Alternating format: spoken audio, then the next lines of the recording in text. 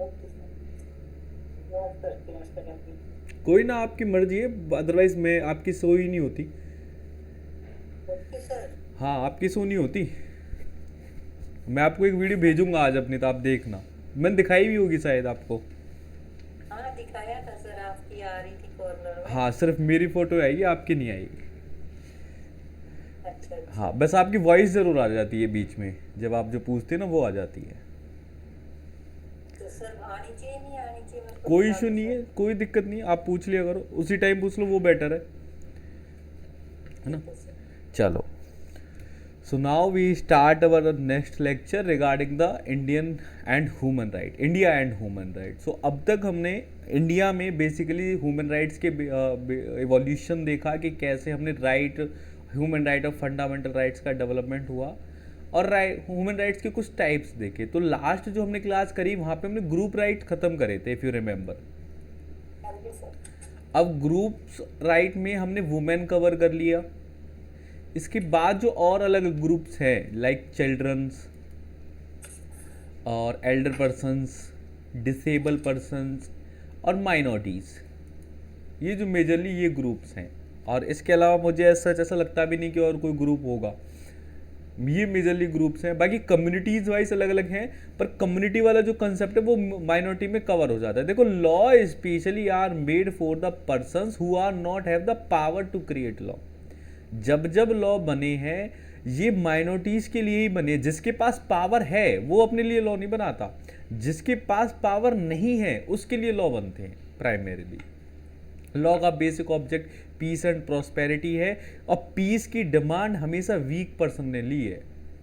ये बात इतिहास गवा रहा है कि पीस हमेशा वीक पर्सन को ही रिक्वायरमेंट रखता है। जो पावरफुल पर्सन है वो पीस क्रिएटर हो सकते हैं, पीस सीकर नहीं हो सकते। पीस सीकर, पीस ऑलवेज भी seeking for a minorities and the weaker section of the society. तो जिन्हें सिक्योरिटी की ज़्यादा ज़रूरत है, जो वनरेबल क्लासेस है, उनके लिए हमने लॉज बनाए। तो अब उन लॉ में जो हमने ग्रुप्स इनके फॉर्म करे, उनके क्या क्या राइट्स होंगे इंटरनेशनली भी और इंडिया में भी। Okay sir. तो पहला हमारा है childrens right. Children are most important part of every nations. अपने देश का फ्यूचर ही चिल्ड्रंस पे डिपेंड करता है। जैसी आपकी चिल्ड्रन की अपब्रिंगिंग होगी, वैसा ही आपका नेशन होगा। नॉट ओनली दैट, चिल्ड्रंस के रूप में हम ये भी मानते हैं कि only to make a children is not a duty of a human being, it's a social responsibility. जब भी आप चिल्ड्रन ब्रॉट अप करते हैं, या फिर आप ये सोचते हैं कि अब अपनी अपनी फैमिली को आगे बढ़ाना है और बेबी बॉर्न करना है, तो उसमें एक बहुत बड़ी सोशल रिस्पॉन्सिबिलिटी को अपने साथ लेते हैं। आपका काम, जैसे कि नेचर ने हमें अपने जीव को, अपने ऑर्गेनिज्म को, अपनी स्पीसीज को आगे बढ़ाने का राइट दिया है, तो उसमें सिर्फ ये नहीं है कि हम जस्ट अ स्पीसीज आगे बढ़ा दें, specially for human being. No, even जो और ऑर्गेनिजम्स हैं, कोई भी जानवर है, एनिमल्स हैं, वो अपने बेबी को बॉर्न करके ऐसे ही छोड़ नहीं देते। वो उसे सिखाते हैं, वो उसे हंटिंग करना सिखाते हैं, सर्वाइवल रूल्स सिखाते हैं, फूड टेकिंग सिखाते हैं। Same concept with the human being है कि हमें सिर्फ बेबी बॉर्न करके नहीं छोड़ देना।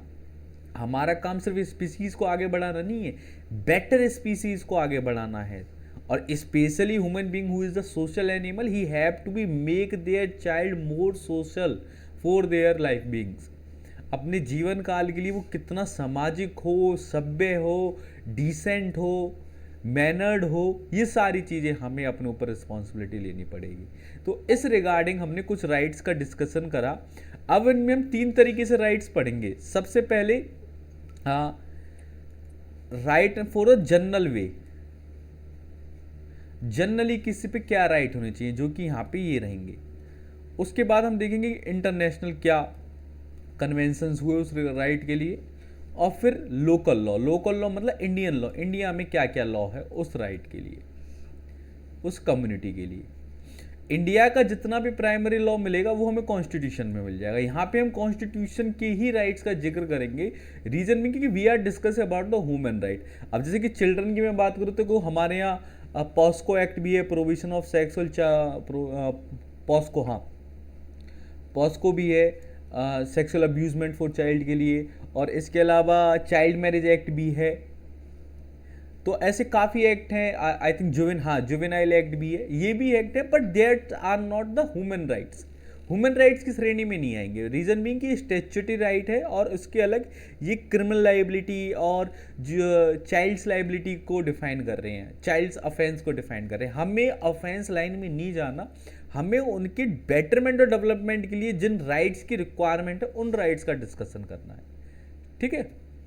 तो कई बार जब क्वेश्चंस आते हैं तो वो पूछ लेते हैं कि law made by the India for the children welfare, तो उसमें 3-4 तो वो सही से बताएगा कि एजुकेशन का, डेवलपमेंट का, न्यूट्रिशन का, तो ये तो चाइल्ड वेलफेयर के लॉ है। फिर वो वहाँ पे कह देता है कि रेस्ट्रेन द चाइल्ड मैरिज, तो वो चाइल्ड वेलफेयर का लॉ तो है पर वो ह्यूमन राइट नहीं है, वो उसकी स्ट्रीम है। आप बस ये समझे कि ह्यूमन राइट के सेफगार्ड के लिए जो अलग अलग लॉ बने हैं वो उसकी स्ट्रीम में आ रहे हैं, वो मेन ह्यूमन राइट का कोर नहीं है। उस कोर के सेटिस्फेक्शन के लिए आपने ये लॉ बनाया, हाँ जी सर। ठीक है। So now the child related law are primarily there is the 4 things we cover that. First of all the survival, we have to be provide the as much as survival rule to the childs. Womb में कई बार बच्चों की death हो जाती है, बहुत काफ़ी सारे चाइल्ड अपना 1 ईयर पूरा नहीं कर पाते due to lack of awareness की वजह से, मेडिकल फैसिलिटीज़ की वजह से, हेल्थ इंफ्रास्ट्रक्चर की वजह से, या फिर कोई मिसअंडरस्टैंडिंग की वजह से। कोई कई बार कस्टम ऐसे गलत चल रहे होते हैं जिनको अपनाने की वजह से वोम में चाइल्ड की डेथ हो जाती है, मदर के लिए डेंजरस कॉज हो जाता है। तो उन सब चीज़ों को हमें ख़त्म करना है और चाइल्ड की सर्वाइवल रेट हमें बढ़ाना है। प्रोटेक्शन रिगार्डिंग द चाइल्ड, कि अब जो चाइल्ड है आपका बॉर्न हो गया, वो ठीक से सर्वाइव भी हो गया, अब वो आगे कैसे प्रोटेक्ट रहे, उसके खिलाफ कोई अब्यूज़ ना हो, कोई चाइल्ड ऑफेंस ना हो, कहीं वो एक्सप्लॉइट ना हो रहा हो, कोई सेक्सुअली हैरेस ना हो रहा हो। इवन फैमिली में सबसे ज़्यादा खतरा होता है। हाँ जी सर। जो चाइल्ड अब्यूजमेंट के आपको केस मिलेंगे, 99% जो एक्यूज होगा वो फैमिली मेम्बर और the person who are the very close to the child. Closest person होता है जो चाइल्ड अब्यूज करता है, जो उनको सेक्सुअली हैरेस करता है, specially in case of a female child के साथ ये बड़ी दिक्कतें रहती हैं। तो इसलिए ये कहा जाता है कि फीमेल चाइल्ड को किसी के भी भरोसे नहीं छोड़ना चाहिए, हमेशा माँ को उसके पास ही रहना चाहिए। हाँ जी sir. Third is about the participation. For a development, for a betterment of a child, it's required to be he should be get the chance to participate in all multi-levels activities. उसको हर activities में participation का right मिलना चाहिए, उसके खिलाफ कोई discrimination ना होना चाहिए कि भाई बच्चा ऐसे नहीं करने देंगे। सेफ्टी सिक्योरिटी मेजरमेंट एक अलग चीज़ है, लेकिन जहाँ पे उसे पार्टिसिपेट कर सकता है, जहाँ उसे अवेयर कर सकता है और एक न एक दिन जहाँ उसे पार्टिसिपेट होना भी है, तो उस चीज़ के लिए फैमिली को और सोसाइटी को उसे अलाउ करना चाहिए और उसे समझाना चाहिए। ऐसा नहीं कि उससे वो चीज कर्टेल करी जाए। जैसे कि इंडिया में सबसे बड़ी दिक्कत है सेक्स एजुकेशन के रिगार्डिंग। हमारी इंडिया में सेक्स एजुकेशन टैबू है और बच्चों से हम वो डिस्कस भी नहीं करते, और बच्चों से ये उम्मीद करी जाती है कि सडन वो 18+ और 21+ होगा और वो अपने आप ही अवेयर हो जाएगा। अब ये एजुकेशन ना तो स्कूलों में प्रॉपरली डिस्कस हो रही, ना घरों में डिस्कस हो रही। अब इसकी एजुकेशन का सोर्स कहाँ बचा है? इनका फ्रेंड। अब इनका फ्रेंड सर्कल या फिर आपका इंटरनेट बचा। अब फ्रेंड सर्कल इतना अवेयर है नहीं, जितना उसको नॉलेज है उतनी फ्रेंड सर्कल को नॉलेज है। तो इसमें काफ़ी बच्चों को मिसअंडरस्टैंडिंग होती है, रॉन्ग एजुकेशन मिलती है, जिससे अपनी वो पूरी सेक्सुअल लाइफ डिस्ट्रॉय कर लेते हैं। तो इस वजह से उनको बच्चे के साथ सारे पार्टिसिपेशन चाहिए, जैज पर एज रिक्वायरमेंट उनको सारी बातें बताई जानी चाहिए। ऐसा नहीं कि भाई ये चीज़ हम नहीं बता सकते। आप बिलीव नहीं करेंगे, आज भी मैंने काफ़ी ऐसे स्कूल देंगे, हमें एक जो रिप्रोडक्शन एक जो चैप्टर होता है 8th 9th 12th हर क्लासेस में है, ये टीचर इसको डिस्कस ही नहीं करना चाहता बच्चों से। No idea why they feel same in this. उसे डिस्कस ही नहीं करना। सिंपल साइंस, प्योर साइंस है, जो सिंपल साइकोलॉजी है, और फिर भी उसे आप डिस्कस नहीं करना चाहते। No reason why. So that's the problem with that. So children have to be participate in all type of activity. उसको प्लेइंग एक्टिविटीज़ में पार्टिसिपेट देना चाहिए, वर्किंग में भी देना चाहिए, स्किल एक्टिविटीज़ में, एजुकेशन में, जो स्ट्रीम उसे मिले उसमें पर्टिकुलर पार्टिसिपेशन मिले। And next is the right to development. Every child have a right to development. Right to development include all type of opportunities. Whatever the opportunities provided either by the government or the non-government organization should be provided equally to the everyone. ऐसा नहीं हो कि कुछ लोगों के बच्चों को मिल गई, कुछ लोगों के बच्चों को नहीं मिली। हर चाइल्ड को equal opportunity for the development मिलनी चाहिए। इन ये जो राइट्स हैं, अब इन्हीं राइट्स में आपको बस ये ध्यान रखना है कि कौन से और राइट्स आएंगे, जैसे कि सर्वाइवल में ही आर्टिकल 21 आ जाएगा, राइट टू लाइफ सर्वाइवल में रहेगा, right to good health survival में रहेगी, right to nutritious food survival में रहेगा। प्रोटेक्शन में राइट टू लाइफ अगेंस्ट आएगा, right to get the criminal liability आ जाएगा, right to get the civil protections आ जाएगा। पार्टिसिपेशन में राइट टू फ्रीडम आ जाएगा, he have to be free to do anything, right to speech आ जाएगा, राइट टू एक्सप्रेशन आ जाएगा, राइट टू एजुकेशन आ जाएगा, राइट टू गेम आ जाएगा। डेवलपमेंट में राइट टू जॉब आ जाएगा, right to do any activity आएगा, और डेवलपमेंट और आपका क्या होगा, राइट टू गो एनीवेयर आ जाएगा, राइट टू एक्सप्लोरेशन आ जाएगा। तो इस चीज़ों में थोड़ा सा बस क्योर रहना है आपको। मेजरली हमने 4 राइट बताए, लेकिन बाकी भी जितने राइट आप सोचेंगे वो कहीं ना कहीं इन चारों में आ रहे होंगे, ठीक है। So everyone should be clear with that कि कौन सा राइट किस में फॉल करेगा। और ऐसे बहुत चांसेस है कि एक राइट 2 में फॉल कर जाए, जैसे कि सर्वाइवल और प्रोटेक्शन में मूल राइट टू लाइफ दोनों में फॉल करेगा।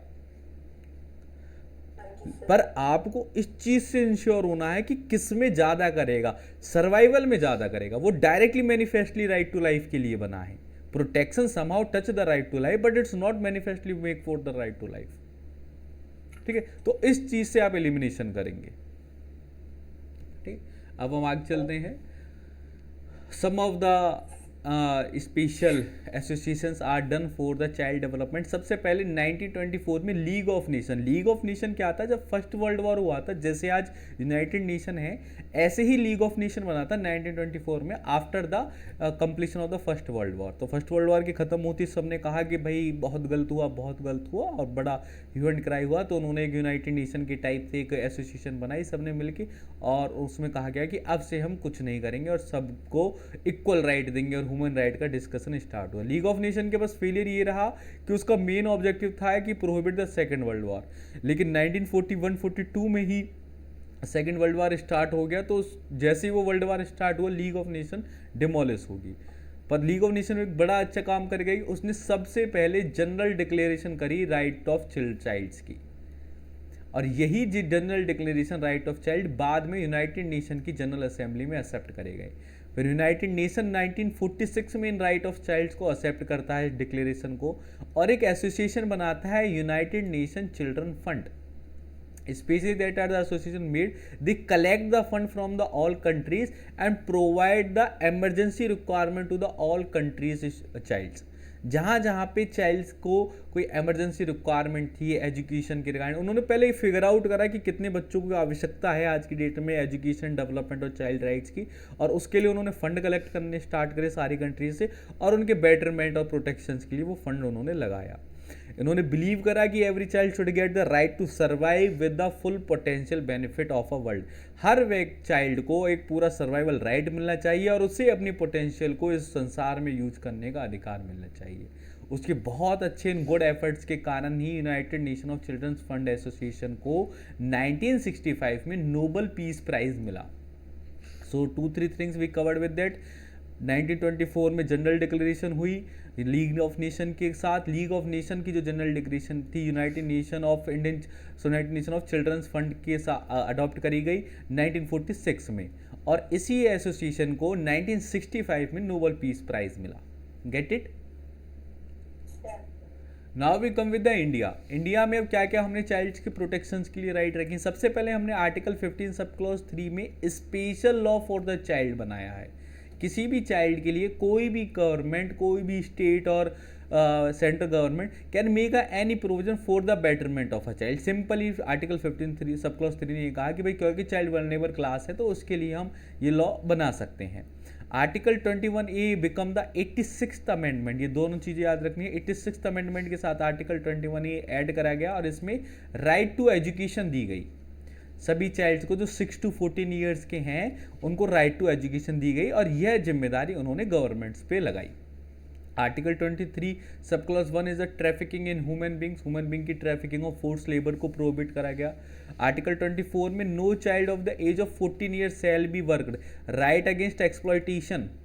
14 वर्ष से कम उम्र के बच्चे से आप कोई भी काम नहीं करा सकते, किसी भी फैक्ट्री में, माइन में और हजार्डियस सब्सटेंस में इन्वॉल्व नहीं कर सकते। That is the constitutional provision. Apart from the Article 39F states shall endeavor to securing the child are given opportunity of the healthy childhood. Her child को एक healthy childhood मिले, state की जिम्मेदारी होगी। और हर चाइल्ड को education मिले, ये भी स्टेट की जिम्मेदारी होगी टिल द 6 ईयर। और 51A सब क्लॉज के में आपने एजुकेशन की जो जिम्मेदारी एक 6 to 14 वाले बच्चे की एजुकेशन की जिम्मेदारी उसके पेरेंट्स पे भी दी। देखो गवर्नमेंट स्कूल तो खोल देगी और उन्होंने खोल भी रखे हैं, लेकिन स्कूल में बच्चे भेजने की जिम्मेदारी तो पेरेंट्स की है ना। अगर वो उन पर कोई अपॉर्चुनिटी नहीं मिल पाती, पेरेंट्स से कहते हैं जी हमें तो समझ नहीं आ रहा कहाँ अपने बच्चों को भेजे, तो गवर्नमेंट लाइबल होगी। लेकिन जब उन्हें पता है स्कूल आपके एरिया में है तो वहाँ भेजो तो सही कम से कम। ठीक है, so these are the articles. So और इनमें हम पहले की तरह बस ये ध्यान रखना है कि कौन कौन से फंडामेंटल राइट हैं, जैसे कि 15 to 24 आपके फंडामेंटल राइट हो गए। उसके बाद 39 to 45 DPSP directive principle of state policies हो गई। और लास्ट वाला आपका फंडामेंटल ड्यूटी हो गया 51A। ठीक है, चलो अब हम दूसरे पे आते हैं, राइट टू डिसेबल्ड पर्सन। जो व्यक्ति डिसेबल्ड हैं या फिर दिव्यांग हैं उनके क्या क्या राइट्स है। डिसेबल्ड पर्सन के साथ थोड़ी सी डिस्क्रिपेंसी ये होती है कि सोसाइटी में ना उनको लेके मिथ बहुत है कि भाई। हाँ जी, कौन सा वाला बताइए। आर्टिकल 31(9) से ही, बल्कि अच्छा देखो 24 से ही। 24 से 24 तो राइट टू एजुकेशन है, नहीं सॉरी 24 राइट अगेंस्ट एक्सप्लॉइटेशन है। 21A राइट टू एजुकेशन, 23 सब class 1 is about the force labour. आप किसी भी बच्चे को या चाइल्ड को फोर्सफुली लेबर में यूज नहीं कर सकते और ट्रैफिकिंग नहीं कर सकते, एक स्थान से दूसरे स्थान पे एज ए लेबर नहीं ले जा सकते। और 24 कहता है कि 14 ईयर से कम के बच्चों को आप कहीं एम्प्लॉयमेंट दे ही नहीं सकते। कोई फैक्ट्री है, कोई मील है या फिर कोई हजार्डियस सब्सटेंस के साथ डीलिंग है, उसमें कहीं भी आप नहीं लगा सकते। 23 एंड 24 राइट अगेंस्ट एक्सप्लॉइटेशन के पार्ट हैं। ठीक है, फिर 39F क्या कहता है कि स्टेट जिम्मेदारी लेगा कि बच्चे को एक हेल्थी इन्वायरमेंट मिले, हेल्थी चाइल्डहुड मिले, उसे फूड अच्छा मिले, न्यूट्रिशियस फूड मिले, अच्छी क्वालिटी ऑफ क्लॉथ्स मिले, उसको हेल्थी चाइल्डहुड मिले। ठीक है, 45 में जिम्मेदारी होगी स्टेट की कि हर 6 साल तक के बच्चे को बेसिक एजुकेशन तो मिले। अब आप ये सोच रहे होंगे कि जी 41A में तो हमने कहा कि 6 से 14 साल के लिए और 45 में कहा हमने 6 साल के लिए। तो डिफरेंस ये है कि जो 21A जो है वो फंडामेंटल राइट है और वो 86th अमेंडमेंट से आया है। तो ये वाला राइट जो है बाद में आया है, 45 इससे पहले ही था। तो पहले तो हमने ये सुनिश्चित कर रखा था कि भाई 6 साल तक के बच्चे को एटलीस्ट बेसिक एजुकेशन जो कहते हैं ना कि 5th तक या 2nd तक तो पढ़ा हो, अपना नाम लिखना तो जानता हो, वो बेसिक एजुकेशन तो हम सबको देंगे, ये पहले ही सरकार कह चुकी थी। लेकिन बाद में इन्होंने एक और चीज़ ऐड करी कि भैया बेसिक एजुकेशन के बाद 6 to 14 ईयर तक का जो बच्चा है उसको भी सरकार एजुकेशन देगी। तो मतलब 10th तो करा दे उसे। ठीक है जी, और वहाँ पे फिर हम 51A सब क्लॉज के में आए कि भाई आप सरकार तो जो पढ़ा रही है पढ़ाएगी, लेकिन आपकी भी जिम्मेदारी बनती है अपने बच्चों को पढ़ाएं। तो पेरेंट्स और गार्जियंस पे ये फंडामेंटल ड्यूटी लगाई गई कि वो अपने बच्चों को एजुकेशन देंगे, उन्हें वो अपॉर्चुनिटी प्रोवाइड कराएंगे। अगर वो नहीं करा पा रहे तो हमारे पास आए, क्योंकि देखो बच्चे को स्कूल भेजने की जिम्मेदारी पेरेंट्स ही ले सकता है। अगर स्कूल नहीं है तो गवर्नमेंट से कहें, लेकिन अगर स्कूल की अवेलेबिलिटी है तो then this should be send them. ठीक है, तो ये आपके आर्टिकल्स रहे। आगे चलें। अब हम डिसेबल्ड पर्सन किस बारे में डिस्कस कर रहे थे। डिसेबल्ड पर्सन का अभी रिसेंटली मोदी जी ने दिव्यांगजन कहा है उन्हें। पहले तो विकलांग बोलते थे, अब विकलांग वर्ड से हमने कन्वर्ट करके दिव्यांग कर दिया कि दिव्य अंग है इनके पास, विकलांग नहीं है। अब इनके साथ एक ये डिस्क्रिपेंसी है कि लोगों में कई बार इन्हें एक तो इनकैपेबल समझते हैं।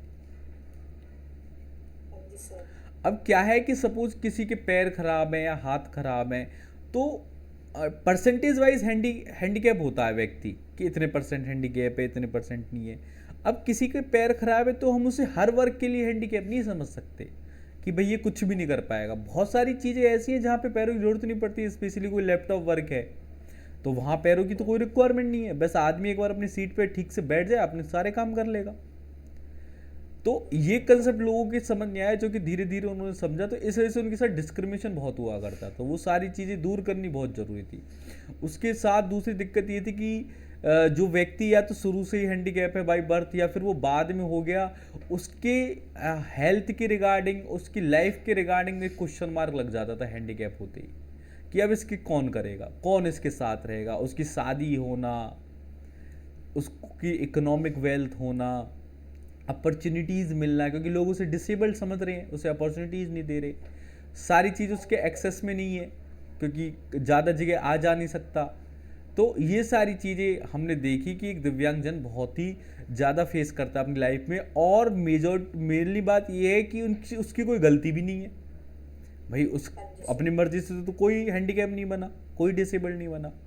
तो in that type of situation than internationally law some of the create for the betterment of the disabled person. तो उस लोगों ने ये कहा कि भाई सबसे पहले तो डिस्क्रिमिनेशन छोड़ो, उसके अंगी तो खराब है, कोई पागल थोड़ी ना है वो, उसको डिस्क्रिमिनेट मत करो, और उसे पार्टिसिपेट करने का राइट दो, जहाँ भी वो जाना चाहे, जिस गेम में, जिस एक्टिविटी में, जहाँ तक वो पार्टिसिपेट करे उतना तो राइट दो। जैसे कि आपने देखा होगा कि हैंडीकैप्स के अलग से गेम होते हैं, पैरा ओलंपिक बोलते हैं शायद, ओलंपिक में भी पैरा ओलंपिक होते हैं एक, वो फिजिकली डिसेबल्ड पर्सन्स के लिए होती है। तो भाई जितना कर सकते हैं उतने की तो इजाज़त दो, और उनके अपने फील्ड वाले लड़कों से लड़वा दो, उन्हें इक्वल अपॉर्चुनिटी मिले, जो काम वो कर सकते हैं। सपोज कोई मेंटल वर्क है, कोई इंटेलेक्चुअल वर्क है, तो उसमें तो उन्हें इक्वल अपॉर्चुनिटी मिले। फिजिकली तो वो हैंडीकैप है, मेंटली तो वो सिमिलर ही है सबकी।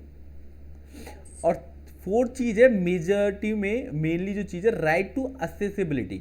असेसिबिलिटी इन द सेंस कि हर गवर्नमेंट को अपने सारे ऑफिस इस तरीके से करने चाहिए कि वो उनके एक्सेस में भी आ सकें, उनके लिए भी उन्हें असेसेबल करना इजी हो।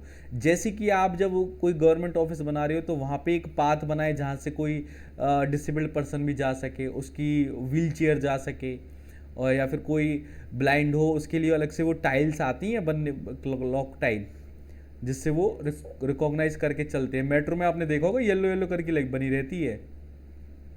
हाँ जी, पैरों के निशान से। हाँ, नहीं पैरों के निशान नहीं मैम, मतलब एक टाइल, मैं कैसे बताऊँ, जैसे कि सपोज ये टाइल है, हाँ जी सर। तो इसमें ऐसे ही वो बने रहते हैं ऊपर, थोड़े थोड़े उभरे रहते हैं, जिससे क्या होता है जो ब्लाइंड लोग होते हैं ना, अपनी स्टिक लगा लेते हैं इसमें, फिर ऐसे ऐसे करके वो अपनी स्टिक को चारों तरफ मारते हुए चलते रहते हैं। जहाँ पे जैसे सपोज अब इधर ये मुड़ना होगा तो यहाँ पे जो टाइल होगी उसमें ऐसे एक लग रहा होगा, तो अब ब्लाइंड वाले को जैसे इससे टकराएगा उसे पता चल जाएगी कि यहाँ पे अब एंड है, अब इधर मुड़ना है मुझे, ओके सर। है ना। तो वो स्पेशली उन्हीं के लिए डिज़ाइन होती है। तो इससे क्या है कि गवर्नमेंट अपने सारे ऑफिस ऐसे बनाए जो हैंडीकैप के लिए भी एक्सेसिबल हो, वो हमेशा किसी पे डिपेंड ना रहे कि भाई मुझे कुछ ले जाएगा तभी मैं जा पाऊंगा। उसमें व्हील चेयर का पाथ हो, उसमें ब्लाइंड लोगों के लिए पाथ हो सके तो अलग से उनके लिए विंडो बन जाए, अलग से उनके लिए ऑफिसेस बन जाएं, अलग से उनके लिए कैबिन बन जाए, एक बंदा अपॉइंट कर दें, जो डम्ब हैं, जो इशारों में बात करते हैं, उनके लिए अलग से कोई लोग बन जाएं। सो that thing should be provide by the government and the people also. लोगों को भी अपने घरों में कुछ ऐसी व्यवस्था रखनी चाहिए। जैसे कि क्या होता है, हम सबके घरों में ये होता है कि जब तक हम ठीक है तब तक ठीक है, लेकिन कई बार जब वो हॉस्पिटल से आते हैं, चलने की हालत में नहीं रहते, तब बड़ी दिक्कत आती है व्यक्ति को घर तक अंदर लाने में भी। हाँ जी सर। और घर का सारी फ्लोरिंग एक जैसी नहीं होती, तो व्हील चेयर से वो सारे घर में भी नहीं घूम सकता, हाँ जी सर। वॉशरूम वगैरह में तो कुछ ऐसी स्पेशलिटी हम रखें कि अगर इन केस ऐसी जरूरत पड़े तो उस चीज़ में हम वो बंदा उसमें फ्री महसूस हो करे, हम डिपेंडेंट ना रहे किस पे। ठीक है, तो ये राइट टू डिसेबल्ड पर्सन्स थे सम ऑफ द राइट। और इसके अलावा राइट टू आउ फ्रीडम फ्रॉम एक्सप्लॉयटेशन, और उनका एक्सप्लॉयटेशन ना हो रहा हो। जैसे कि मैं आपको बताऊं क्या होता है कि मैं पूरा फिट हूँ, मुझे कोई जॉब मिल रही है 10,000 में, कंप्यूटर जॉब। अब कोई बंदा डिसेबल्ड पर्सन है और वो सेम जॉब कर रहा है मेरे जैसी, लेकिन उसे वो उसका मालिक 5,000 देता है, रीजन बिंग ये क्या कि भाई तू तो डिसेबल्ड है, हालांकि आउटपुट दोनों की सेम आ रही है, तो दैट विल बी रॉन्ग। तो ऐसे वो कहीं पे एक्सप्लॉइट ना होने चाहिए। And the last and major thing is about the privacy. Privacy regarding the health, regarding the life style, regarding the thought, वो प्राइवेसी रहनी चाहिए। कोई उनका मजाक ना उड़ाए, कोई उनकी हेल्थ को एज अ फन ट्रीट ना करे, कोई इनकी हेल्थ के बारे में ना ग्रुप डिस्कशन ना करे, वो जितना बता रहे हैं बस उतना ही हो। ये नहीं कि उनकी हेल्थ की रिपोर्ट्स आप पब्लिकलाइज कर दो या फिर सबको बता दो। ये कि जैसे एक बीमारी होती है जिसमें ना बॉडी धीरे धीरे पैरालाइज होती रहती है, बढ़ती जाती है, मतलब वो पैरालाइजेशन, तो ऐसी किसी को बताएं ना। जो भी वो प्राइवेसी रखना चाहें वो अपने साथ रख सकते हैं। तो right to privacy should be maintain. अब क्या होता है कि बंदा डिपेंडेंट है तो उसकी प्राइवेसी खत्म हो जाती है, हर चीज़ के लिए उसे किसी को बुलाना पड़ता है। तो जिसको बुला रहा है वो भी इस बात को समझे कि भैया उसकी भी कुछ प्राइवेसी है। अब भगवान ने ऐसा बनाया तो कोई बात नहीं, लेकिन अगर वो कुछ प्राइवेट रखना चाहता है तो you should be responsible for that, कि आप उसकी बातों को प्राइवेट रखें। ठीक है, तो ये राइट टू डिसेबल्ड पर्सन थे। अब कुछ इसमें कन्वेंशंस हुई, एक कन्वेंशन हुई थी आपकी यूनाइटेड नेशन जनरल असेंबली में, थोड़ी सी से पढ़ लेते हैं। The convention on the right of person disabled was adopted the United nation general assembly on 2006। 13 दिसंबर को 2006 में ये कन्वेंशन हुई और 3 मई को ये अडॉप्ट कर ली गई। आई थिंक इसमें कुछ गड़बड़ है, 2006 में हुई है तो 3 मई में कैसे हो जाएगी फोर्स, या तो 7 में होगी या फिर ये कन्वेंशन 5 में होगी। चलो मैं इसे करेक्ट कर लूँगा बाद में, नेक्स्ट क्लास में हम इसे देख लेंगे एक बार। ठीक है, तो इस कन्वेंशन का सिंपली ऑब्जेक्ट ये था कि promote, protect and ensure the full equal enjoyment of all human right to the person who are disabled. जितने भी डिसेबल्ड पर्सन हैं वो सारे फंडामेंटल राइट को इक्वली प्रमोट, प्रोटेक्ट और इंजॉयड कर सकें।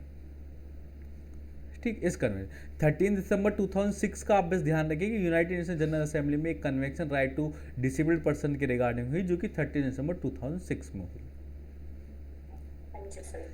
ठीक, अब आते हैं हम राइट टू एल्डर पर्सन। बड़े लोगों के भी, बड़े बूढ़े को, सीनियर सिटीजन्स के भी कुछ राइट्स होने चाहिए। सीनियर सिटीजन्स के राइट इसलिए रिक्वायर्ड, क्या कह रहे हैं सर, आर्टिकल 4 के लिए लिखा है डिसेबल्ड पर्सन के लिए कन्वेंशन में था सर। कहाँ पे? डिसेबल्ड इसके नीचे सर का अच्छा, वो मैं बताता हूँ। जो ये कन्वेंशंस बनी थी इसमें एक ही आर्टिकल फॉर्म हुआ था, आर्टिकल 4, उसमें स्टेट की रिस्पॉन्सिबिलिटीज क्रिएट करी गई थी। ठीक है, कि हर स्टेट इन द सेंस कि नेशन, यूनाइटेड नेशन ने सबको बुला के ये कहा कि जितने भी नेशन हैं, जितनी भी कंट्रीज हैं, सब अब जो मैं बातें बता रहा हूँ राइट टू डिसेबल्ड पर्सन के लिए, वो बातें अपने यहाँ की कंट्रीज के लॉज में इम्प्रूव्ड करें और इनहेंट करें कि अब आज से आपकी कंट्री में भी सारे डिसेबल्ड पर्सन को full enjoyment of the human right मिले। That thing are be deal with the article 4। Okay, now we come with the elder person, कि एल्डर पर्सन के साथ साथ हमें क्या क्या राइट्स उन्हें दिए गए। एल्डर पर्सन की रिक्वायरमेंट ये थी कि भाई उन्हें ना बेसिक कंटेंट्स ऑफ द चीज़ें नहीं मिली, और सबसे बड़ी दिक्कत थी उनके साथ सोशल सिक्योरिटी। जो अनएथिकल समाज आज का हमारा चल रहा है, वहाँ पे सबसे बड़ी प्रॉब्लम विद द एल्डर्स है कि वो सोशली सिक्योर नहीं है। एल्डर की आज की डेट में करंट उसमें कोई वैल्यू नहीं है। पहले उनकी मॉरल वैल्यू हुआ करती थी, उनसे पूछा जाता था, किसी भी उसमें एडवाइस लिया जाती थी। अब क्या है कि करंट सिनेरियो में जब से इंफॉर्मेशन एज आई है, जब से आपके पास इंटरनेट आया है, एडवाइस कोई किसी की लेना ही नहीं चाहता। इंटरनेट से कितनी भी एडवाइस ले लेगा, लेकिन अपने घर के एक्सपीरियंस लोगों से एडवाइस नहीं लेना चाहता। और हर व्यक्ति की वैल्यू उसकी इकोनॉमिक स्ट्रेंथ पे डिपेंड हो गई है। It's a true fact of a current life. जितना पैसे कमाते हो उतनी समाज में आपकी रिस्पेक्ट है बेस्ट। नो मैटर कि आपने कितनी एजुकेशन ले रखी है, आप कितने सोशल वर्क करते हो, कितना अच्छा आपका वेल बिहेव्ड हो, कितने वेल मैनर्ड हो, नो, इससे कोई भी मैटर नहीं है। क्या होता है भाई, फला व्यक्ति है 2-3 लाख रुपए महीने के कमाता है जी, बड़ा अच्छा आदमी है। इसके अलावा अगर कोई व्यक्ति मिलता है जो 10,000 कमा रहा है, 8,000 डोनेट कर रहा है, 2,000 में उन्हें गुजारा चल रहा है, पागल है जी, कोई वैल्यू नहीं है उसकी। अब इस तरीके के समाज में एल्डर पर्सन्स को राइट, ह्यूमन राइट्स देना बहुत ज़रूरी है, क्योंकि उस व्यक्ति ने अपना आधे से ज़्यादा जीवन देश की सेवा में लगा दिया। हम सब जो हैं कहीं ना कहीं नेशन बिल्डिंग का काम कर रहे हैं। अगर हम क्रिमिनल एक्टिविटी अपनाते तो ही हम नेशन बिल्डिंग का काम नहीं करें, तो हम क्राइम कर रहे हैं तो नेशन के अगेंस्ट हैं। अदरवाइज अगर हम civilian as a good civilian हमने अगर अपनी लाइफ सर्वाइव करी तो कहीं ना कहीं by virtue of tax payer, by virtue of doing any duty, अब मैं एजुकेशन की फील्ड में हूँ तो मैं बच्चों को पढ़ा रहा हूँ, ये मेरी जीविका का आसार तो है, लेकिन फिर भी एजुकेशन देना नेशन के लिए तो बिल्डिंग का ही काम है। Yes sir. और मैं चाहूँ तो गलत एजुकेशन भी दे सकता हूँ। तो इतना सारा कुछ देश के लिए करा, उसके बाद it's a duty of the state government और the society to make something for us at the time when I feel helpless from our self. जब मैं फिजिकली हेल्पलेस हो चुका हूँ तो अब सोसाइटी और गवर्नमेंट की ड्यूटी है कि वो हम मेरे लिए भी कुछ करें।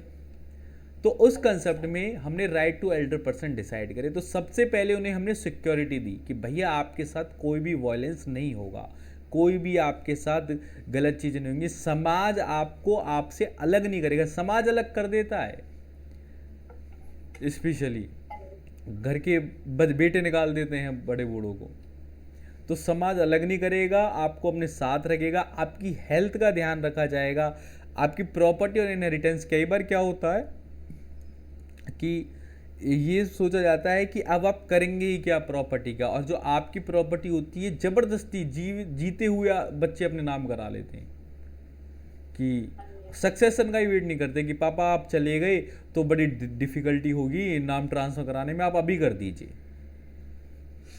वो उनका राइट उनसे छीन लिया जाता है।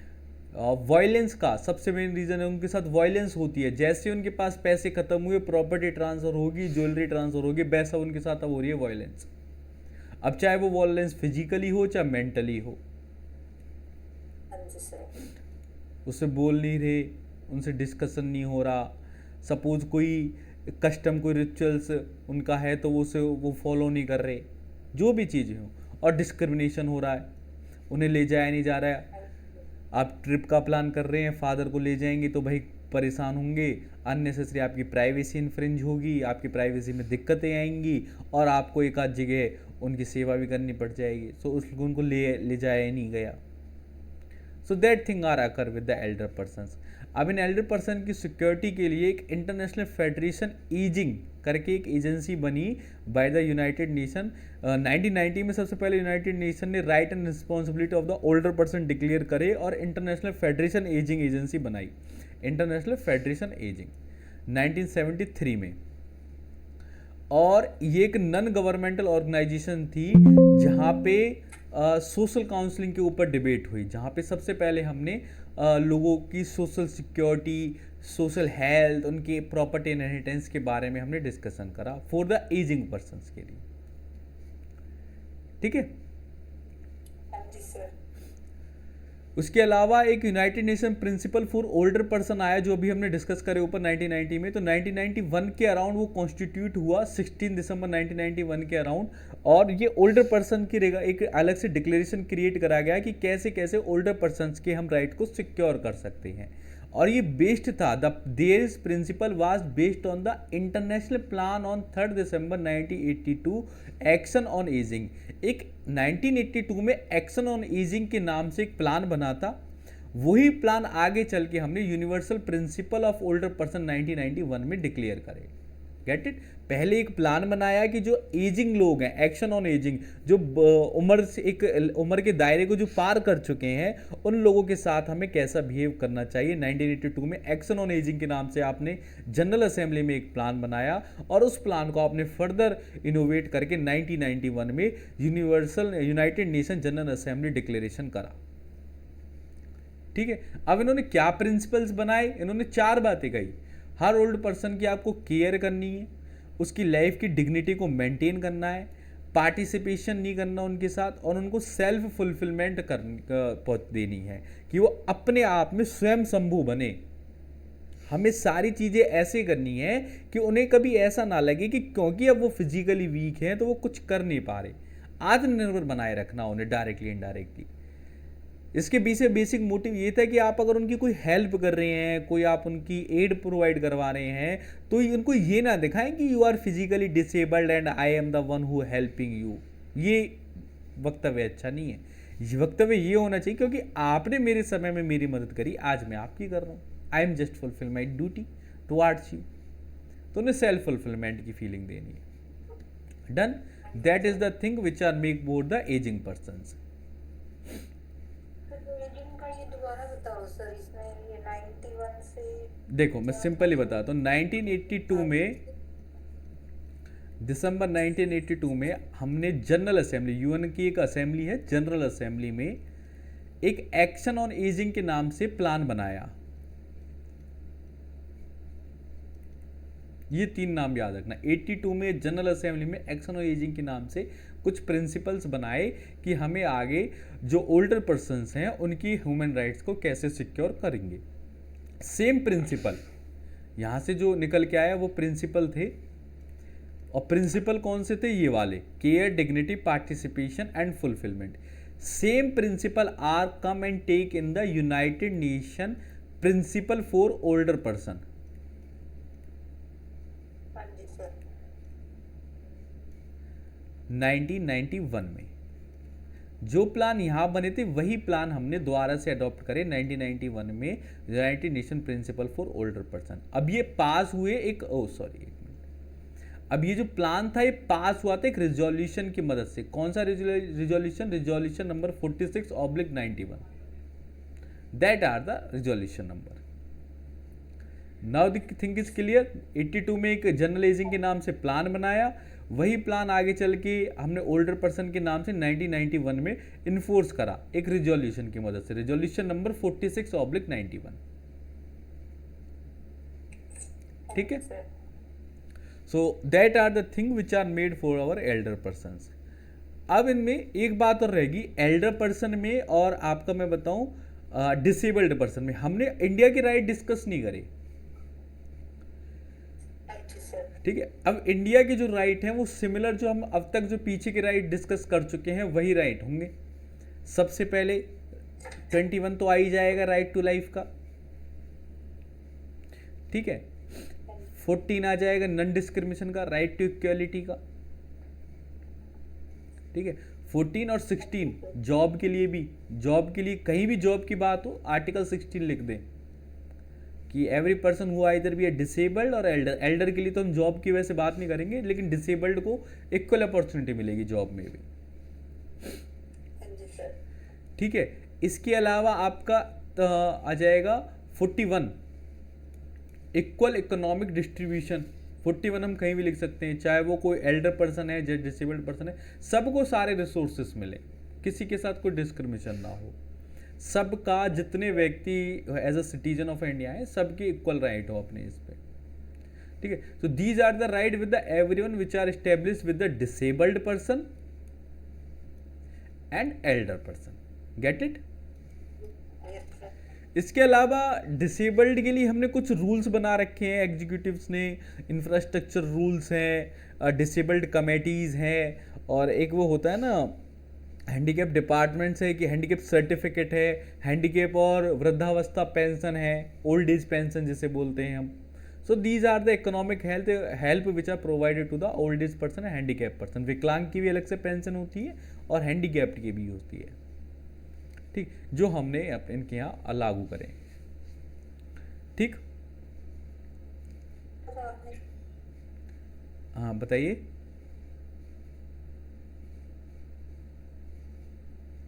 कॉन्स्टिट्यूशनल राइट तो बता दी सर, इसके बाद आपने क्या बोला?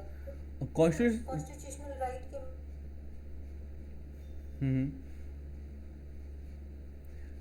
कॉन्स्टिट्यूशनल राइट्स के बाद मैंने खाली बस कुछ स्पेशल चीज़ों के बारे में बताया, जैसे कि देखो हमारे एक तो हैंडीकैप सर्टिफिकेट है, ये मतलब कुछ पॉलिसीज़ हैं जो आई थिंक आप अवेयर होंगे। राइट के बाद आपने हाँ, हैंडीकैप सर्टिफिकेट है, इसके अलावा पेंशन योजना है, वृद्धावस्था पेंशन योजना, ओल्ड एज पेंशन और हैंडीकैप पेंशन इनके लिए है। इसके अलावा इंफ्रास्ट्रक्चर हैंडीकैप रूल्स हैं कि कहीं भी कोई इंफ्रास्ट्रक्चर गवर्नमेंट का बनेगा या फिर प्राइवेट ही बनता है तो वहाँ पे हैंडीकैप्स के लिए क्या क्या आपको सुविधाएं ऐड करनी मैंडेटरी है। कोई पब्लिक प्लेस आप बना रहे हो, कोई हॉस्पिटल बना रहे हो, प्राइवेट हो चाहे कोई हॉस्पिटल है या फिर कोई अलग कोई स्कूल है, तो वहाँ पे हैंडीकैप्स बच्चों के लिए क्या सुविधाएं हैं उस तरीके से चीज़ें गवर्नमेंट ने अलग से रूल्स और बनाए हैं, रूल्स एंड एग्जीक्यूटिव कमेटीज़ बनाई हैं इस regarding.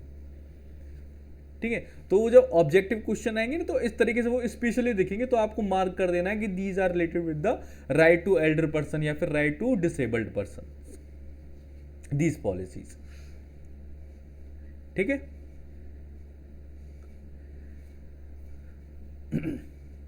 Now we come with the right of the minorities group, our last discrimination regarding our the so many groups, minority group। और सबसे मेन ग्रुप यही है कि जो माइनॉरिटी है। अच्छा, माइनॉरिटी पहले क्या है? Minority simply the person who are least in number on the basis of race, caste. आवाज नहीं आ रही है। अब आ रही है आवाज?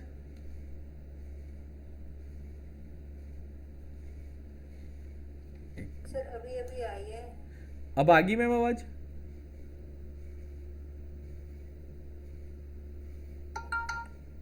अब फिर नहीं आ रही है सर। अब देखना आप, अब आ रही है?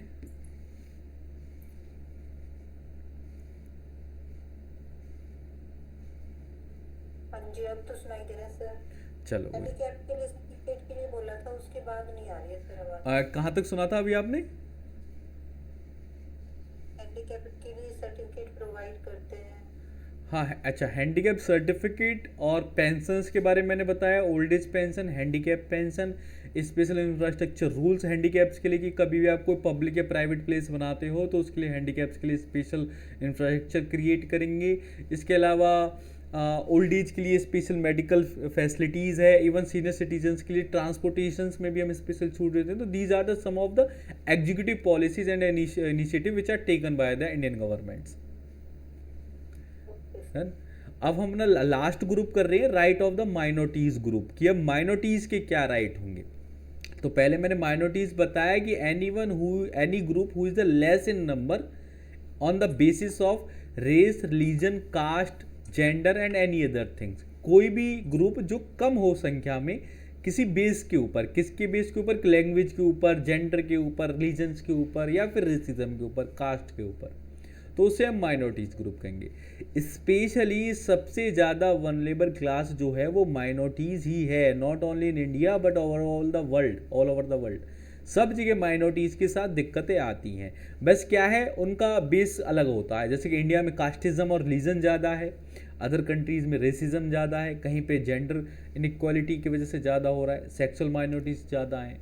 तो that are the thing are different from the each other, but the human right are made for the all human being. जब हमने ह्यूमन राइट का डेवलप करा तो हमने ये नहीं सोचा कि भाई किसी स्पेशल कास्ट को मिलेगा, हमने तो ये सोच के करा कि भाई सबको मिलेगा। तो on that initiative we are discuss about the right of the minorities group. सबसे पहले हमने उन्हें राइट दिया सर्वाइवल और एग्जिस्टेंस का, कि पहली बात तो आप इन्हें जड़ से ख़त्म नहीं कर सकते। जैसे कई बार हेटर्स की जो भावना होती है ना कि भाई इनको ख़त्म ही कर दो, रिमूव ही कर दो, that are completely wrong. Genocide नहीं कर सकते, नरसंहार नहीं कर सकते आप। उसके बाद इनकी जो अपनी आइडेंटिटी है तो उसकी भी हमें प्रमोशन और प्रोटेक्शन करनी है, क्योंकि एक पक्ष जो मेजॉरिटी में है वो चाहेगा कि दूसरा माइनॉरिटी वाला पक्ष भी उनके साथ ही मिल जाए, कन्वर्ट कर ले, रीजन कन्वर्ट कर ले, कास्ट कन्वर्ट कर ले। So that thing are also wrong. उनका भाई अपनी आइडेंटिटी है और हमें उस आइडेंटिटी को सिक्योर रखना है, डिस्क्रिमिनेशन नहीं करना कुछ भी। हाँ जी बोलिए। ठीक है। Next is about the effective and meaningful participation. दो बातें कही हैं, देखो अब तक तो खाली पार्टिसिपेशन की बात थी, अब ये कह रहा है कि इफेक्टिव पार्टिसिपेशन और मीनिंगफुल पार्टिसिपेशन। सबसे पहले तो पार्टिसिपेशन का मतलब ये नहीं है कि खाली आपने कोई वैकेंसी निकाली और कह दिया कि भाई कोई भी आके एग्ज़ाम दे सकता है, और ये कह देने भर से कुछ नहीं है। जो व्यक्ति एग्ज़ाम देने के लिए क्वालिफिकेशन रखता है उसे वो क्वालिफिकेशन तो दो। SC ST के पास तो बेचारे के पास वो क्वालिफिकेशन ही नहीं है, तो सबसे पहले उसे क्वालिफिकेशन दो। फिर उसके पास पैसे नहीं है उस एग्ज़ाम के फॉर्म करने के लिए, तो उसको वो एग्ज़ाम फॉर्म सस्ते में अवेलेबल करवाओ, और फिर सारे ऐसे सर्कमस्टांसेस क्रिएट करो कि वो प्रोटेक्टफुली और इफेक्टिवली उस एग्ज़ाम में आ सके। खाली दे भरने से नहीं होगा, करने से होगा। एक बड़ा अच्छा कोट है कि इक्वलिटी और इक्विटी में फ़र्क इतना है कि इक्वलिटी दी जाती है और इक्विटी करी जाती है। अगर आपको रियलिटी में समान करना है सबको तो वो करा जाएगा, दिया नहीं जाएगा। ये अधिकार देने वाला नहीं है, अधिकार करने वाला है। ठीक है। तो हमें समानता करनी है, देनी नहीं है। और मीनिंगफुल पार्टिसिपेशन हो कि उनको चूज भी करा जाए, हमेशा उनको छोड़ा ना जाए, चाहे बेशक थोड़ा सा रिजर्वेशन दे के उनको एक्सेप्ट करा जाए। पार्टिसिपेशन का मतलब ये नहीं कि खाली एग्जाम दिलवा के उन्हें घर भेज दिया, कुछ उनमें से चूज भी करो। वीकर सेक्शन की राइट निश्चित करो, उनके कल्चर को प्रोटेक्ट करो। उनका अपना एक कल्चर है, अपनी आइडेंटिटी है, अपना रिलीजन है, अपनी थॉट है, you should be protect with them. Untouchability को तो कतई ख़त्म करना है। दुनिया की सबसे खराब प्रथाओं में से एक है untouchability, that are the completely against the ethics of a human being. How can we say that the person is untouchable? I will be become impure only because of his touch, that is a completely wrong custom for the everyone. Next is about the reservation. We should be give to them the reservation by ensuring that they get the equal platform utilizing their potentials. वो अपनी potentials को use कर सकें, उसके लिए उनको reservation दिया जाए। और एसिमिलेशन और इम्पोजिंग कल्चर्स, माइनॉरिटीज़ के कल्चर के साथ जो एसिमिलेशन हो रहा है, इम्पोजिंग कल्चर हो रही है कि आप अपना कल्चर दूसरे के कल्चर पे फोर्स कर रहे हो, that should be restricted and prohibited by the government. So these are the right which are provided to the minorities: surviving, culture, equality, promotions, untouchability. That are the things we have to be give them by virtue of the human rights. What the Indian Constitution provide? Indian Constitution provide the so many provisions regarding to give them the right. सबसे पहले हमने article 15 sub clause 4 बनाया, specially for the reservation and special rules for SC and ST. इस article से हमने ये कहा बड़े क्लियरली कि SC ST के प्रमोशंस के लिए जो भी चीज़ रिक्वायर्ड है गवर्नमेंट को, कोई भी लॉ वो स्पेशली बना सकती है. आर्टिकल 17 में हमने अनटचेबिलिटी को कम्प्लीटली दूर करा, अनटचेबिलिटी को कम्प्लीटली फॉरबिड करा और स्पेशल प्रोविजंस रखा कि अगर कोई अनटचेबिलिटी वाली कस्टम्स को फॉलो करता है that will be treated as a offence. Article 19 sub clause 5 में हमने इनको सब जगह घूमने की आज़ादी दी कि वो भारत के किसी भी इलाके में आ जा सकते हैं और कहीं पे भी सेटल हो सकते हैं. There is a no restriction on there the moving from anywhere. ये वाला राइट तो कम्प्लीटली राइट टू फ्रीडम था कि ना केवल आ जा सकते हैं, कोई ट्रेड कर सकते हैं, कोई स्पीच दे सकते हैं, अपनी कम्युनिटी का ग्रुप बना सकते हैं, they do anything with their themselves. तो इतने तक तो रहे हमारे फंडामेंटल राइट्स.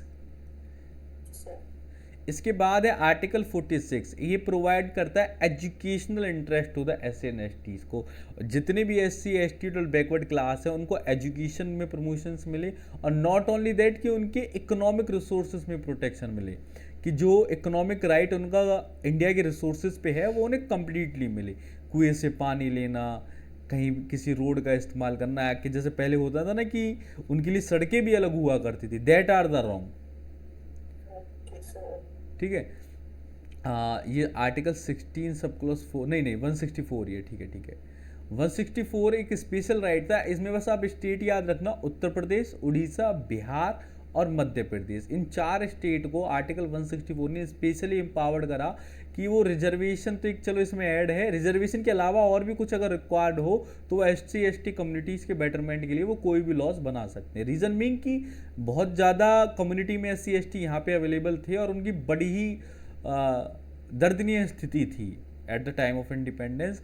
बहुत ज़्यादा बैकवर्ड थे वो, एजुकेशनली भी और सोशली भी. तो उनके डेवलपमेंट और उनके बेटरमेंट के लिए इन 4 स्टेट्स को स्पेशल एम्पावर्ड करा गया कि आप उनकी बेटरमेंट और रिजर्वेशंस के रिगार्डिंग कोई भी लॉज बना सकते हो. आर्टिकल 244 सब क्लॉज 1 में एक 5th शेड्यूल का प्रोविजन रखा गया to administration control of the schedule caste and the schedule tribe for the state other than Assam, Meghalaya, Tripura and Mizoram. इसमें ये कहा गया कि असम, मेघालय, त्रिपुरा और मिजोरम के अलावा जितनी भी स्टेट्स हैं वो SC और STs के लिए अलग से एडमिनिस्ट्रेटिव पॉलिसीज़ बना सकती हैं. एडमिनिस्ट्रेटिव पॉलिसीज़ बनाने का मेरा मतलब है कि उनके लिए अलग से लॉ बनाना, कुछ अलग से उनके लिए बेटरमेंट की सुविधाएं बनाना, उनको अलग से कोई जैसे क्या होता है ना कि उनकी तहसील में कुछ अलग से उनके लिए वो समाधान दे देना, क्योंकि उनको तो कोर्ट से और तहसील से अलग रखा जा रहा था. स्टार्टिंग में तो अपर क्लास के लोग उन्हें उसमें भी पार्टिसिपेट नहीं करने देते थे. आइडेंटिटी वगैरह मतलब आधार कार्ड तो खैर आया, ये राशन कार्ड वगैरह बनाने, मतलब गवर्नमेंट के टच में नहीं आने दिया उनको, जनगणना ही नहीं होने देते थे उनकी. तो इसलिए अलग से बनाए. अब जो स्टेट्स हमने छोड़े ना, असम, मेघालय, त्रिपुरा और मिजोरम, इनके लिए हमने यहाँ पे अप्लाई करा है कि 6th शेड्यूल में, 5th शेड्यूल वो था, और आर्टिकल 244 सब क्लॉज 2 में 6th शेड्यूल से apply to the administration tribal area in Assam, Meghalaya, Tripura and Mizoram. STs community जो इन 4 राज्यों में है, उसके लिए हमने 6th शेड्यूल बनाया कि स्पेशली जो यहाँ पे शेड्यूल ट्राइब है, और जगह शेड्यूल कास्ट ज़्यादा थी, यहाँ स्पेशली शेड्यूल ट्राइब जो आदिवासी लोग हैं असम, मेघालय, त्रिपुरा और मिजोरम के, उनके लिए अलग से लॉज बनाए जाएंगे, अलग से एडमिनिस्ट्रेटिव कंट्रोल बनाया जाएगा। क्योंकि उनके साथ क्या स्थिति थी कि वो अपने एरिया को भी नहीं छोड़ना चाहते थे, वो विलेजेस से और अपने जंगलों से इतने ज़्यादा जुड़े हुए थे, उनका दुनिया ही वो जंगल थी। आज भी जो आदिवासी कबीले हैं वो इसलिए बाहर नहीं आते क्योंकि वो बाहर आ नहीं सकते, वो खूब सकते, लेकिन उन्हें ऐसा लगता है कि उनके जो देवता हैं, वो जो दैव्य जिनकी पूजा करते हैं, उन्होंने उनसे ये कहा है कि इस जंगल की ही टेरिटरी में आपको रहना है लाइफ टाइम। तो आज भी वो अपने पुराने कल्चर और कस्टम से चल रहे हैं। Article 275 it provide the grant need to the state for promoting the welfare of the schedule tribes. अलग से उन्होंने ये कहा कि सेंट्रल गवर्नमेंट और स्टेट गवर्नमेंट दोनों ही अलग से ग्रांट निकाल सकते हैं शेड्यूल ट्राइब्स और शेड्यूल कास्ट के वेलफेयर के लिए। ग्रांट इन द सेंस कि अलग से एक पॉलिसी बना सकते हैं, मॉनेटरी पॉलिसीज उनकी वेलफेयर के लिए, कि अलग से जैसे कोई बजट है, उस बजट में से कुछ पैसे भाई इतना तो हम SC ST के वेलफेयर के लिए रखेंगे, तो वो कर सकते हैं। और उसमें कोई राइट टू इक्वलिटी का इन्फ्रिंजमेंट नहीं है, क्योंकि उनके बेटरमेंट से होगा, पहले इक्वल करा जाएगा तब इक्वलिटी लगाएंगे। ठीक है। Next is about the article 330 and 332। 330 जो है SC ST की लोकसभा में रिजर्वेशन की बात करता है, लोकसभा में SC ST कास्ट को रिजर्वेशन मिलेगा। और 332 ST SC की स्टेट लेजिस्लेटिव असेंबली, विधानसभा में रिजर्वेशन की बात करता है। ठीक है। एक और है आर्टिकल 338A, इसे हम पहले देख नहीं, हाँ 335, ये बात करता है पंचायत व्यवस्था में। I think it say the claim the SC ST consider maintenance and efficiency administration appoint the union and the states. अच्छा, ये एडमिनिस्ट्रेशन की बात करता है कि एडमिनिस्ट्रेशन डिपार्टमेंट में, ब्यूरोक्रेट्स में, हर स्टेट और सेंट्रल गवर्नमेंट में उनकी एफिशिएंसी ऑफ नंबर्स होने चाहिए, उनकी मेंटेनेंस होनी चाहिए। ठीक है। 38 है नेशनल कमीशन के पीछे, ये वाला बड़ा इंपॉर्टेंट है, ये काफ़ी बार एग्जाम में भी आता है कि national commission for schedule caste 38 में, और 38 में, हाँ, और 38A में है STs के लिए, तो 38 SC के लिए और ST के लिए 38A नेशनल कमीशन का इस्टेब्लिशमेंट हुआ। ठीक है। यहीं पे 338B और लिख लें आप, यहाँ पे BC के लिए, बैकवर्ड क्लास के लिए अलग से हमने नेशनल कमीशन बनाया। तो यहाँ तक तो, हाँ जी बताइए। हाँ, 338B is for the backward class, BC। ठीक है। अब यहाँ तक तो हमने बात करी SC ST के बारे में। अब एक नया clause Indian government by honourable prime minister ने 2019 में एक नया क्लॉज ज्वाइन करा, EWS का, इकोनॉमिक वीकर सेक्शन का, जिसे हम EWS बोलते हैं शॉर्ट फॉर्म में।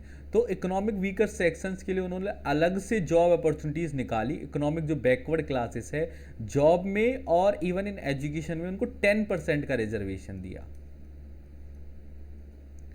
तो उन्होंने कहा कि भाई जो अपर कास्ट में भी हैं लेकिन वहाँ पे इकोनॉमिकली वीक हैं, तो वो भी माइनॉरिटीज़ ही हैं, उस अपर कास्ट के अंदर वो माइनॉरिटीज़ हैं, और वो भी काफ़ी टाइम से एक स्ट्रगल फेस कर रहे हैं। तो उस स्ट्रगल से उन्हें निकालने के लिए हमने इकोनॉमिक वीकर सेक्शंस को अलग से 10% का रिजर्वेशन दिया in the case of job and education. Done. Till now we cover the every aspects of the human right. Human right का इवोल्यूशन, डेफिनीशन, स्टेट्स की अपनी amendments, international law, constitutional provisions, fundamental rights, individual and groups right, and the so many group how they get their rights. Till now we covered these things. In our next classes we start the working on the associations who are dealing with these rights. ये association उन rights पे कैसे deal करती हैं, वो लोगों को कैसे बेटरमेंट प्रोवाइड कराती हैं उनके। अब हमने अधिकार तो सारे बना दिए, अब इन्फोर्स भी तो कराए कोई उन्हें, उसके लिए भी तो समितियाँ हो, तो समितियों के बारे में डिस्कशन करेंगे। कोई डाउट अब किसी का? Okay then, thanks to everyone. Okay, thank you.